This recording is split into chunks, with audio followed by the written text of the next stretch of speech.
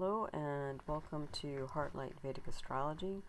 In today's talk I was going to cover the Lagna, also known as the Ascendant, rising sign, or first house in a chart. And this is from a Vedic Astrology or Jyotish perspective. If you're interested in learning Jyotish or Vedic Astrology, I have a growing library of teaching videos on the subject. You can find them all in my Concepts playlist.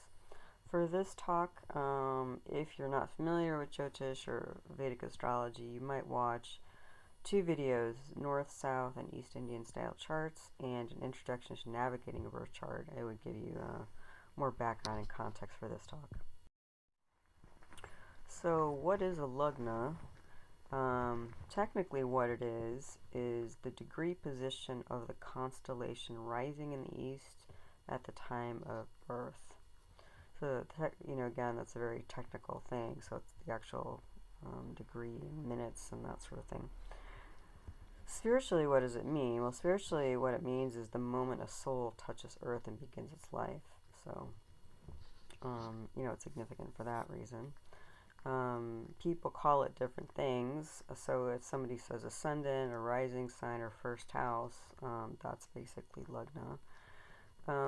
And what the Lagna does is it ties down, it anchors a chart in a specific moment of time and space, so that it makes it more specific to an individual.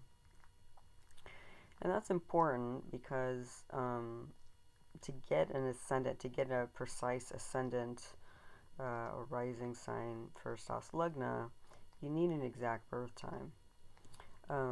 And the reason why Vedic astrology emphasizes the Lagna and even the moon more than the sun sign, which in Western astrology, if somebody says I'm a Scorpio, what they're telling you is that their sun is in Scorpio.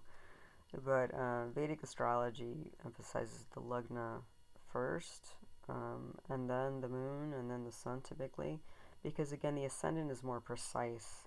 It's kind of like trying to identify somebody by them walking down the street versus seeing them up close versus like looking at their fingerprints. And so the fingerprints aspect of somebody, like that level of precision about somebody in their life, comes from knowing what the Lagna is. And again, to get a precise Lagna, you need an exact birth time. And again, this comes from the Ascendant. The Ascendant generally, not always, it depends on the time of the year and the place on the Earth, like how close you are to the equator or the poles.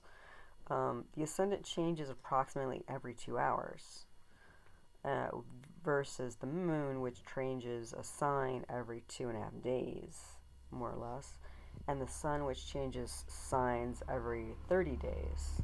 So if something changes signs, every 2 hours, that's very quick, because to go through a day, each sign basically of the 12 signs, each sign will approximately get 2 hours. So that's what makes it more precise, and that's part of why Vedic astrology emphasizes it. As I mentioned, it makes it more specific to the individual. The ascendant or rising sign also gives the ruling planet for the whole chart. So, for example, if somebody's in Aries, Aries is ruled by Mars. That means Mars will rule the chart for that person. And that's different from being like a Mars-dominated chart. So that's a different thing. A Mars-ruled chart is like and Mars, again, ends up being a very important planet. It kind of gives you the world view of a person with a Mars rising sign. And it does bring Mars-like qualities to the whole chart on a certain level, and makes Mars a very important planet to look at in terms of where has Mars gone, which house has Mars gone to, that sort of thing. But again, that's different than a chart that's dominated by a planet. So a chart that's dominated by a planet maybe they have 7 planets in Aries and or Scorpio. Those are the two constellations ruled by Mars, but they don't actually have a Mars ascendant. So that kind of chart Mars would still be very important, but the two houses where the planets are, for example, are going to be very important for somebody's life. So it's a different kind of high level of influence. So again, the rising sign, ascendant, Lagna give you the ruling planet for the chart. The other thing is the ascendant gives you the ruling nakshatra, or lunar mansion or star position of the chart. So nakshatras, there are 27 nakshatras. So if you take a 360-degree circle, if you look, kind of think of the sky that way, then each nakshatra is about 3 degrees and 20 minutes of the sky. So every night or every day, the moon changes nakshatras, and it takes about 27 days for the moon to go through the whole sky, go through a whole cycle of the sky. And so each night the moon is in a different nakshatra. So the nakshatras are even more precise because you have 27 of them versus 12 houses. Knowing a nakshatra, and nakshatras are based on stars, so even within a constellation, you'll usually have about 2.5 nakshatras. So the nakshatra position gives you an even more precise quality or flavor, so to speak, of each rising sign, or not rising sign, but constellation. So nakshatras are even more precise, and they're actually, nakshatra astrology is the oldest part of Vedic astrology. That's the thing that's, as far as astrology has been mentioned in the literature and the classical text, nakshatras were discussed first. So more precision potentially. And so knowing somebody's ascendant, so if you say somebody is like a Taurus rising, or if you say, again, this is all in Vedic astrology, or if you say somebody's a Sagittarius rising, it gives you a lot of information about somebody already without analyzing any other part of their chart. It gives you like what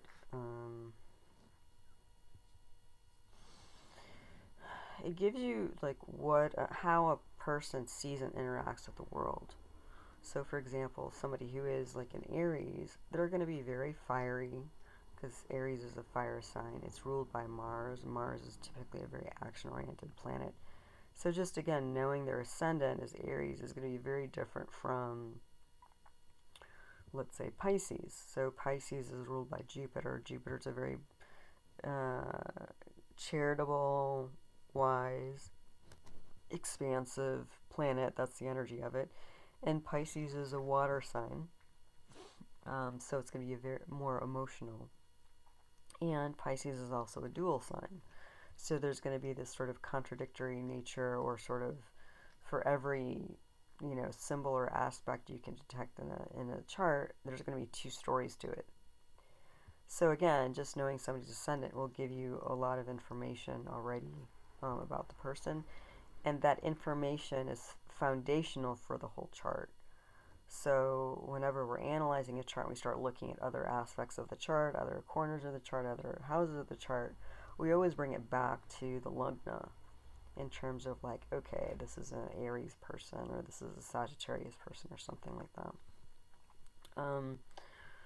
The ascendant or rising sign, first house, Lagna, it also gives you the most obvious physical and psychological traits of somebody.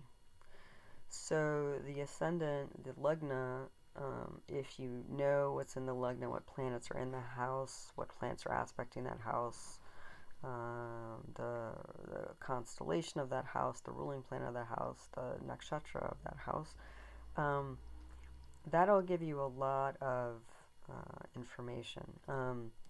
And again, it's the stuff that's most obvious. So it'll give you, like, is this person more of a fiery type body and mind? Is this person more of a watery type body and mind? Somebody who's fiery in nature physically will tend to be more muscular, more athletic looking, and the way they move and talk and everything will be more intense and be more active because fire is active. Psychologically, they'll be more goal oriented. They'll be more organized typically. Assuming that the planets here are in relatively good condition. If they're not in good condition, then you might get more range on these qualities. But the fundamental qualities of fire for psychologically, as somebody can tend towards irritability. Again, this is fire or heat. They can tend towards getting angry, sometimes violent. Again, if it's extreme and what we consider a badly conditioned planet. Organized, but again, they tend to be intense. They tend to be goal oriented. They can be in their head sometimes. So again, it tells you a lot. And that's if you compare that to somebody who's a water sign. A watery body tends to be a little more, round and not as defined muscularly. They tend to maybe hold water in their body. They might be a bit overweight. They will have round features, like even in their face, versus like an angular cheekbones and angular nose and that sort of thing. So you can actually detect the elements of somebody in their physical features, like their face and their body. Psychologically, somebody who's watery tends to be very emotional. So you can have somebody who's if the water is mixed with air or mixed with fire, you're going to get somebody who's more intense and active emotionally. If it's mostly just water without other elements added, you're going to get somebody who's usually pretty placid, but again, always thinking and acting from an emotional place.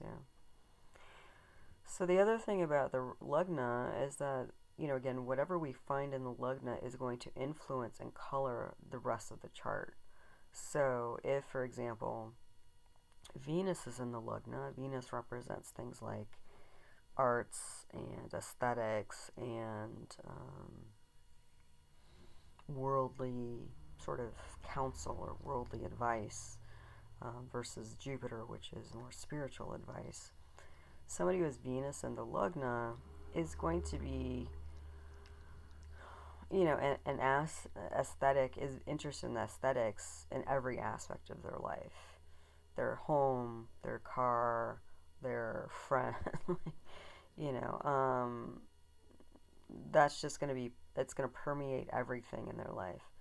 Versus, let's say, Venus was in the 10th house representing career, that person might do something aesthetically for work, but otherwise, it may not be so important in their life. So again, whatever is in the Lagna will permeate the rest of the chart. And just a note here, there are different Lagnas. So what I've been talking about so far is what we would call the Udaya Lagna, or Udaya translates to dawn. So this is the Lagna, the rising sign Lagna. You can also have what's called the Chandra or Moon Lagna, and that's the rising sign that the moon is in. So you can take the Udaya Lagna and you can find out where the moon is. If the moon is in a different sign than the ascendant sign, the Udaya Lagna, you can spin the chart to the moon, the sign that the moon is in, and that's what we would analyze from a moon position or a Chandra Lagna or moon chart. You can do the same for the sun. So there's what's called a Surya or a sun Lagna. So if you take the birth Udaya Lagna and the sun is not in the ascendant, the sun is in some other house, like maybe the 7th house or 8th house or something like that, you can spin spin the chart to the position, the sign of the sun, and you can also read to some extent a chart and get more information from a chart by spinning it to what we call the Surya Lagna. Okay, so there are different Lagnas. So what does the Lagna represent? So the first house is always in every chart regardless of whether it's Aries or Sagittarius or whatever. It's what we call a dharmasthana, and dharma means duty or kind of purpose, and sthana means house. So it actually gives you some information about why this person was born or incarnated. It's part of their kind of mission, purpose, again, duty, again, from a spiritual point of view, in terms of why they're on this planet. As I mentioned also, is that the qualities of the constellation that rules the ascendant can tell you what element that ascendant is. So is it a water sign, fire sign, air sign, or earth sign? And those mean different things, and I'll have to create a different video for that. It also tells you the nature of the rising constellation. So is it what we call Chara Rashi, which is an active Rashi? Is it a Stira Rashi, or is it a stable Rashi or constellation? Rashi means constellation or sign.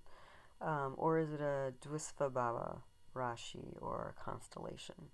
Is it a dual sign? So Chara Rashi, just briefly, they tend to be active, especially if a lot of planets are in Chara Rashis. They tend to be active in general. A Stira Rashi is somebody who is going to be more stable, because it's more of a fixed sign. And then somebody who's Dvisvabhava is going to be a dual sign, so they can kind of switch, almost have like two sides to them. They're going to be dual-minded about things.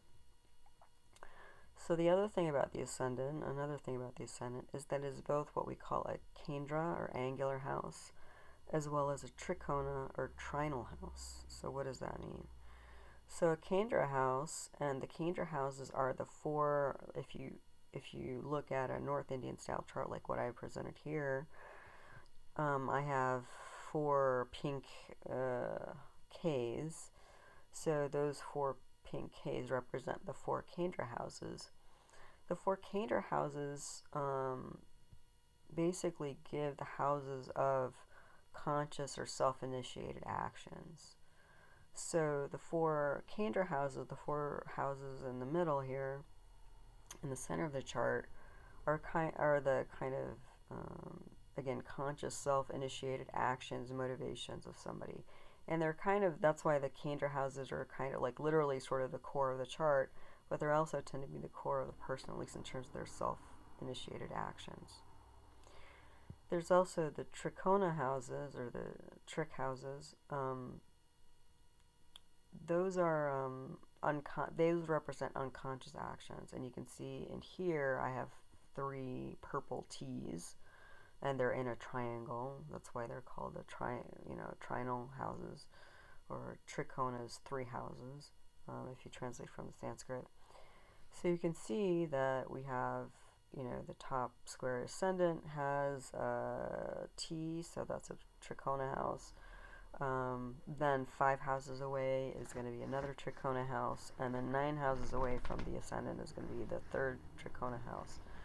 So the ascendant is both a kendra house and a trikona house. The trikona houses represent the unconscious actions of somebody. So since the ascendant, the Lagna, represents conscious actions and unconscious actions, because they're in the same house, they're sort of tied together. Those conscious and unconscious actions are brought together, and by bringing them together, it gives strength, power, confluence to somebody. It gives them a certain direction that's congruous to each other. Because again, sometimes it's true for somebody, their conscious actions and their unconscious actions are diametrically opposed, in which case somebody's going to be torn and go back and forth, and they're not going to get as much momentum, in any direction. They're just going to be, waffling and scattered, that sort of thing. So that's all important. The other thing is the Lagna, the first house, rising sign, ascendant, represents very specific things in somebody's chart.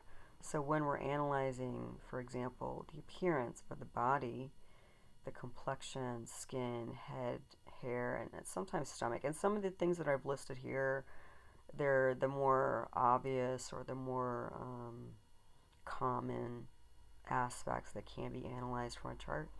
Some of these are more, minute or not mentioned in much in classical literature, not talked about as much by astrologers, but they do exist. So again, that gets back, the things that I've listed so far, like appearance, body, complexion, skin, head, and hair. Those are things you would typically notice first on somebody. Like stomach, not so much so, but stomach might relate to food habits, for example, and diet. So that would be a little bit more obvious if you had a meal with somebody, for example, or knew what they like to eat. Then we get into things like behavior. What is this person about? What sort of, how do they behave? Like, are they typically a very calm person and take their time assessing things? Or is this somebody who's just like, flying off the cuff and just very, spontaneous and, eccentric and, fly by the seat of their pants, like kind of person? So you can get that, some aspect of that from the Lagna. So things like behavior and things related to behavior, like what comes from behavior, like habits of behavior. So things like dignity, fame, honor, prestige, virtue, victory over enemies specifically, or maybe infamy. Maybe they're famous but for negative reasons, or loss of respect. And also because of, behavior and habits, you can get to some extent livelihood. Like because livelihood will often depend on what somebody's good at and what kind of ventures, like what sort of enterprises, what sort of activities is a person going to be involved in. If they're a very active person, they may be athletic, for example, or, have 3 different businesses. If they have calmer planets and a calmer constellation, then they may be somebody who sticks with the same job, 30 years with the same company type of person. You can get that kind of information from the Ascendant. If somebody's interested in politics or general aptitudes in life, status, and also street smarts, because this does give some indication of education, but education in the way of like, how do people process information, how do people process experiences, more than formal education. Whatever formal education they do get, whatever learning experiences they do have, what do they do with that information? Do they, analyze it and learn from it and do better, use it to do better in the future? Or do they not? Do they keep repeating the same mistakes? You can get that from the Ascendant. Things related to the birth, the Ascendant's, the birth, the moment of birth. So things like birth, the whole process of birth, the birthplace, infancy, youth, comforts. That's sort of, an odd thing to put in here, but it's sort of like what kind of life did somebody have, especially early on in life? Did they have a fairly gentle life coming into this world, or were things chaotic? You can determine that from the Lagna. And also old age, so the end of the cycle of life, before we all kind of expire. You can determine some things that way. Also the general constitution, especially related to health and life, longevity. You can get some strength here, get some insights here. General strength and weakness of somebody. Is this somebody who's going to be confident? Is this somebody who's going to be nervous and fretful? Also things like accidents, illness, resilience, and splendor. So this can represent, again, the general health of somebody. So if we're doing assessment of health and medical issues and stuff like that, we'll look at the Ascendant to, one, potentially see what's in there that might be affecting the whole health and constitution. We can assess it, like what kind of transits, Gochara, what planets are moving through that house that might be affecting health. But also, like, if somebody does get sick, are they going to bounce back or not? what's the likelihood that they'll bounce back, or is some illness going to sink them? Yeah. So also psychologically, the general psychological nature of somebody, are they somebody who tends more towards happiness, sorrow? What caste are they? And by caste, when I'm listing caste here, I'm using that in the sense of classical thoughts of caste, not necessarily the modern, more modern permutations of the idea of caste, where classically caste was just sort of a categorization of the general way somebody's mind would think. For example, somebody who's in the Kshatriya class or warrior class, there's somebody who generally is going to be interested and motivated to defend and protect and fight. That's their nature. So they're going to be in positions like maybe police or military or heads of corporations and things like that, because they're the ones kind of fighting and initiating and pushing forth on the path and clearing the way for others. Versus somebody who's like a Brahmin, somebody who's interested in like studying and learning and memorizing classical text, or always in school, the modern equivalent of that. It just gives you a different sort of constitutional mental type. But nowadays, more recent days, people have used caste system to discriminate against people and saying one is better than the other, where classically it's not. It's just, a way of, again, kind of grouping people by their mindset, not necessarily that one was better than the other. So, again, related to all this, like thinking and aspirations, risk-taking, and as I mentioned, street smarts. Also, sleep can be associated here. But again, aspirations, like what is somebody interested in? What are they good at? Risk-taking, or do they have courage? Or are they more of a nervous type who's risk-averse? These sorts of things can be assessed from the ascendant. And then also a few relatives, because most houses are related to like relatives and different people in somebody's life. So help from relatives can be assessed here. So if there's a lot of positive, supportive planets in the ascendant and the Lagna, that can indicate help from relatives. Also the maternal grandfather, because if we take the 10th house, very classically, more like I and a lot of people will take the 9th house representing father, but classically the 10th house represented father. So, and if the 4th house represents mother, 10 houses away from the 4th house is going to put you in the ascendant, the Lagna. So the 10th house, father for mother or maternal grandfather, that's why you can assess that through the Lagna.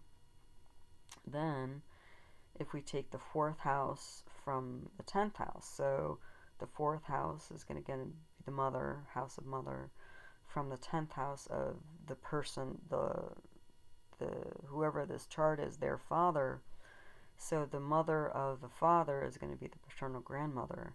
So that also can be assessed from the Lagna. Okie doke. So a little introduction to the Lagna. As always, I hope you found this helpful and interesting, helps you clarify different concepts in Vedic astrology or Jyotish. So it'll help you navigate perhaps your own chart or other charts if you're reading charts for other people, or just even having this background, if you're just listening to people like me talk about astrology, it gives you more insights. And you can, as we're talking, we can't mention everything as we go through. You can start to pick up your own intuitions or assessments potentially of somebody's chart, see things that other people don't. So it'll help you. So thanks again for your time. I do have another YouTube channel on natural medicine where I talk about other Vedic arts such as Ayurveda and yoga, as well as homeopathy and naturopathic medicine. So if that's of interest to you, you might check that out. It's called Nature Source Care. But otherwise, I hope you continue to navigate the cycles and energies of the planets and stars in positive ways moving forward. And until the next talk, take care. Namaste.